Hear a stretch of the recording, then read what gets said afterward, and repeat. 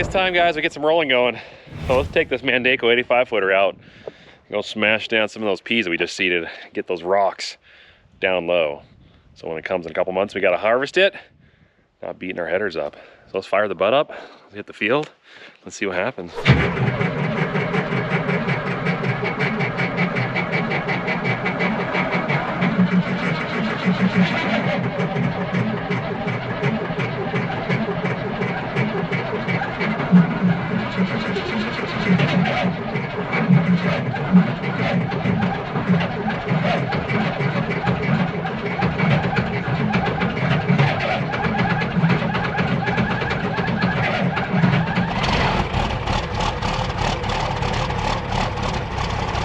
She sure smokes a lot more than she used to. We're gonna have to look into that. I think it's got good compression, but maybe the valves need set. Or maybe an injector's not running properly. We'll look into that.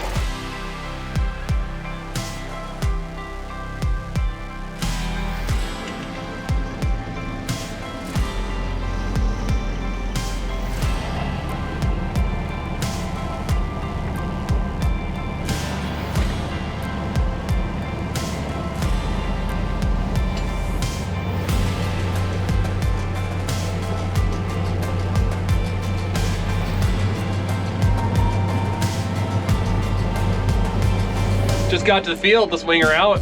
It's really similar to our 50-foot Mandako. There's rear wheels, casting wheels in the back that are hydraulically steered when you need to wing it out. So I'll turn the wheels just slightly, start backing up, and that'll cause the wings to fold out. And then when they fold out, the latch, there's a jaw up here that'll grab and attach it and lock it solid into the field mode. And then I'll drop the whole thing down to the ground, lift all the wheels up, and we should be ready to roll. And we're rolling. Pretty good so far. Going about 6.5 miles an hour. Believe it or not, if I start going much above 7 miles an hour, that thing starts to walk the big butt around. So I'm taking it a little slower till I get it fine-tuned. We're still dialing in the auto steer on this tractor. We had the Easy Pilot Pro put in here with the Pro 700. And with that said, it's not 100% dialed in yet. So the bud does type to walk itself, I guess, back and forth across the line just a little bit. Well, that compounds when that thing starts walking too, and then it's just like, you know, it's like a trailer on a pickup going down the road, and you got all the weight in the back, and it starts that walk when you go down the road, and then it just gets worse and worse and worse. Before you know it, you're in a big mess. That could happen here. So I'm just taking it easy, but we're getting about 65 acres an hour done right now at 6.5 miles an hour, which is impressive. And I'll try to bump it up a little more so I can get that 7-8 mile an hour range, but probably wouldn't want to go much above 8 with this thing. Since we finished yellow peas, we are done seeding that, and we need to transition over to spring wheat, and it is nasty out. It's like blowing, they're talking 60 miles an hour today. Well, it gives a good opportunity for us to just kind of get some repairs done, get a few things figured out, and then we can transition over and start seeding.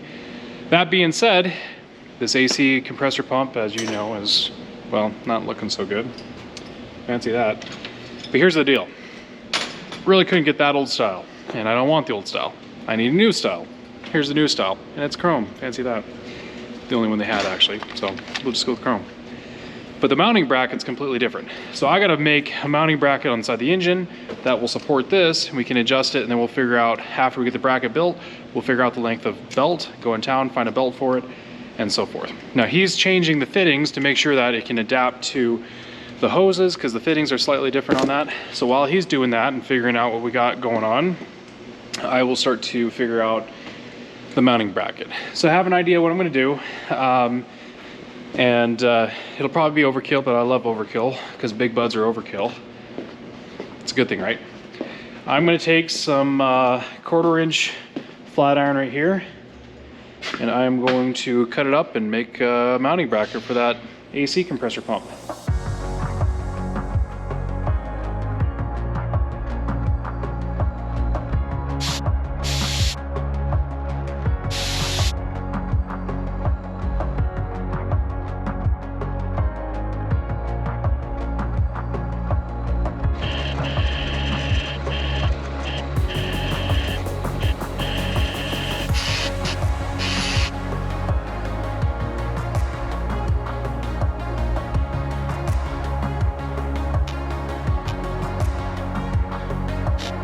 Now, before I actually glue this all together, I want to make sure it fits and I got it all correct, because there's a chance I could be flipping something 180 degrees, bolt holes don't line up, and all that fun stuff, which means I have to cut it all apart and re-weld it. So, before I just go to town, well, I'm not going to town, but before I do that, let's just see. Okay. Well, so far those line up. I'll just put the bolts in and see if they look good. Now, if you want to look really closely, you can see how wonderful my measurements are. Ooh, those are not pretty. Barely got off, so I just took it on the end mill and just kind of milled it out so that way it fits. It'll be tight, it'll work. No one's gonna ever know about it except for you guys. Yeah, there's that. But anyways, let's glue this all together and then I can keep on going.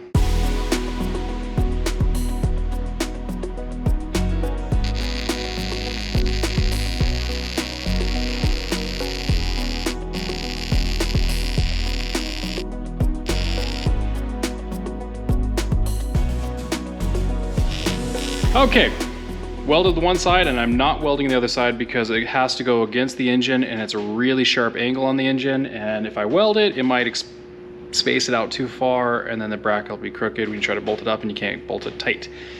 So that being said, it's welded one side, and if it breaks that, we have other issues. But the AC compressor pump,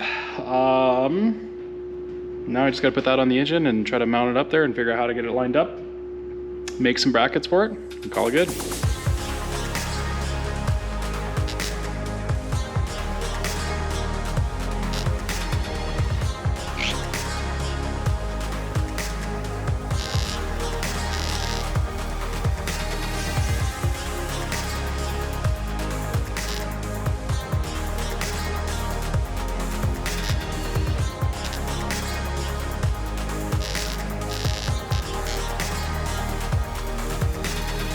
So Wiggles was rock picking and he broke it.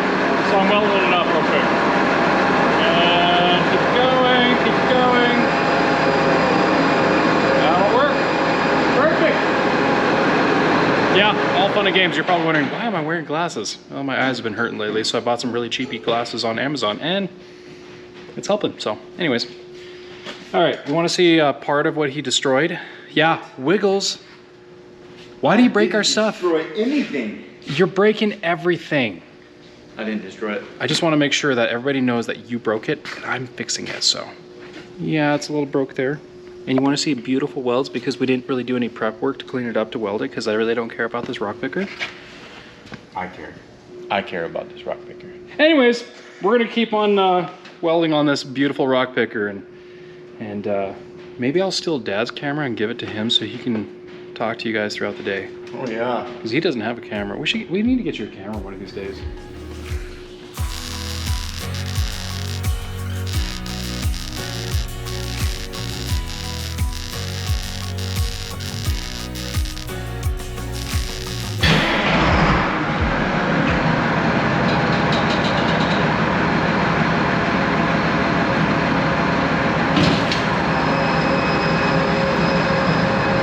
Better than new.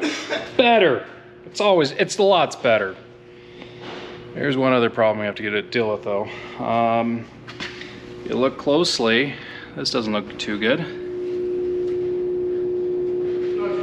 Yeah, the bracket on the other side broke and it's peeling that whole cover over. So that being said, we'll undo these two bolts, undo the other two bolts, and we will weld the back side, put the flange on, peel it over, heat it up, and try to get it to make it look somewhat decent. Does anybody have a really nice rock picker they want to get rid of for free? Because this thing here is really sucky. It's used. All right, get to work, Wiggles. Yes, sir. They weren't on by much. Damn. That came off easy. Yeah. Fun. Okay. Well, let's clean it up and weld it up.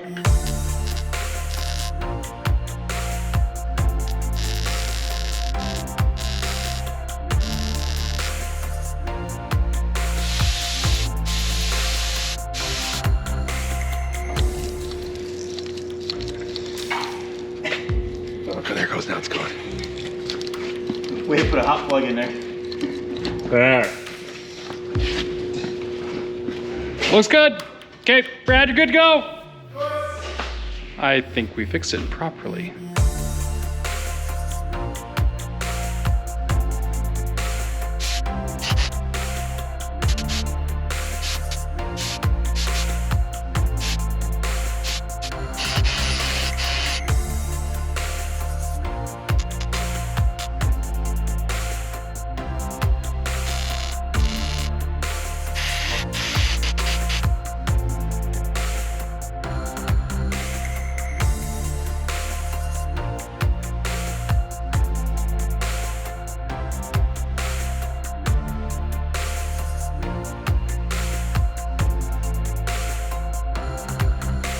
So some of you might wonder, well, for one, why am I wearing a different color sweatshirt and a hat? And I went home and changed and had a funeral and all kinds of stuff happened today, so I haven't been doing this. Just got back.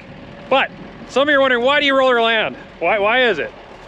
The purpose for rolling, two main reasons. One, biggest reason, is rocks. This is a terrible example of a rock. We have much bigger rocks than this. Think like basketball, beach ball, okay? Yeah, they don't do well in combines. And when you're harvesting low to the ground, and crop's not very tall, your header picks up those rocks and then go through a combine and cause a tremendous amount of damage, and as well as beat your header up really bad. And pulse crops are not very tall. They're typically shorter, which means you're typically cutting lower to the ground. So rolling mashes the rocks down, like this prime example right there.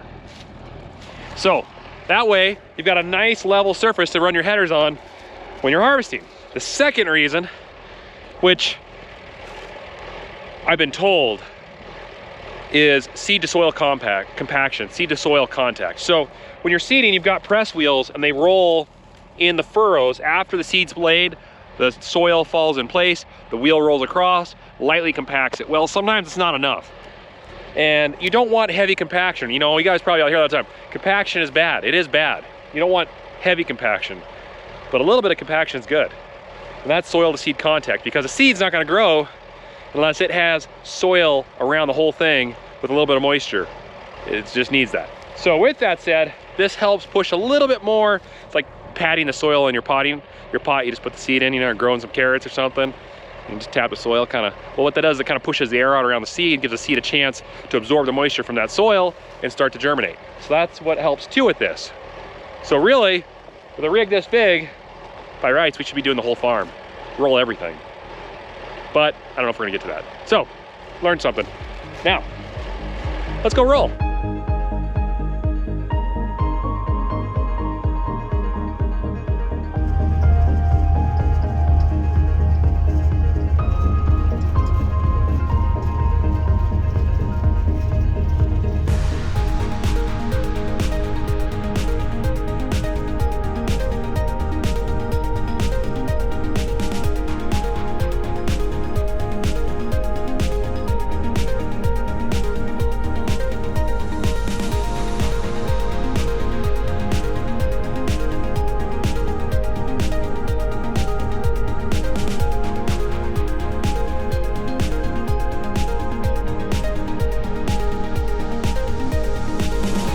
Sure, a lot of dust coming off that roller.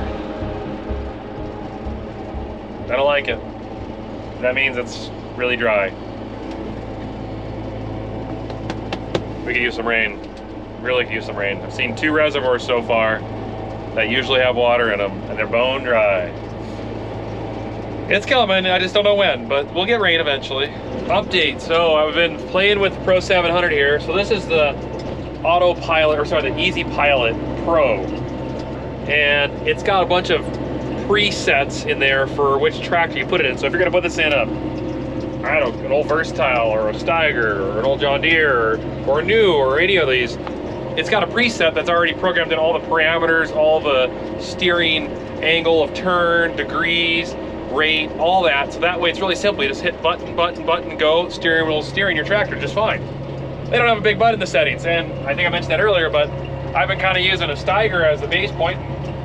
It's just been difficult. It just didn't feel right. I found an old Agco tractor that I put in, and it's steering awesome. I was only able to do about 6.5 miles an hour before I'd walk too bad and it would get offline. I've got this baby running almost 10 miles an hour now. 10 miles an hour with that thing back there. It's not walking, it's holding about 3 or 4 inches variance left to right, which is fine with the land roller. If I go to about 9 miles an hour, I can get it to hold under 2-inch accuracy. So far so good. So yeah, this auto steer is pretty awesome. I think that's it for tonight. Now things are rolling smoothly. Rolling smoothly. Get out of my head, Dad. Get a lot of acres done. I'm like literally doing 100 acres an hour right now. That's amazing. That's amazing. So, won't take long to get this all wrapped up, but rolled up. So tomorrow, we'll get to it. It's gonna be windy tomorrow. But it's gonna be nice. See you guys tomorrow.